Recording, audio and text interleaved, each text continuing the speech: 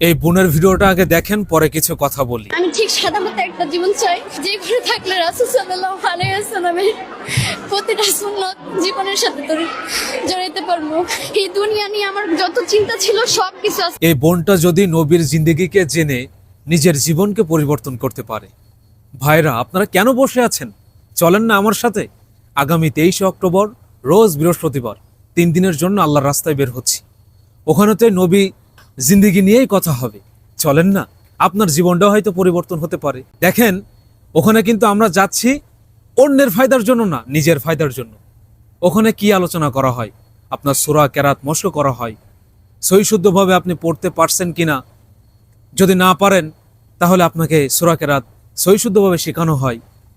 আল্লাহ তার রাসূলের কথা বলা হয়। দেখেন, রাসূল করিম সাল্লাল্লাহু আলাইহি ওয়াসাল্লাম যখন ইন্তেকাল করবেন তার পূর্বেই তো বলে গিয়েছেন, বাল্লিগু আন্নি ওয়ালাউ আয়া, আমার পক্ষ হইতে একটি বাণী হইলেও পৌঁছাইয়া দাও। আরো বলেছেন, আলা কুল্লুকুম রাইন ওয়া কুল্লুকুম মাসউলুন আন রাইয়াতিহি। আমরা প্রত্যেকে দায়িত্বশীল, আমাদের এই দায়িত্ব সম্পর্কে জিজ্ঞাসা করা হবে।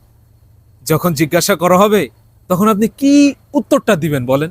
এই উত্তরটা দেওয়ার, এই উত্তর তৈরি করার জন্য হয়তো আপনি আল্লাহর রাস্তায় বের হবেন না। ভাইজানেরা, চলেন না আমার সাথে প্লিজ। আপনাদের হাতে পায়ে ধরে বলি, চলেন ভাই। 3টা দিন, জানি হয়তো অনেক কাজে ব্যস্ত আছেন। হুব্বুদ দুনিয়া রসু কুল্লি খাতিয়া, দুনিয়ার মোহাব্বত সমস্ত গুনাহের মূল।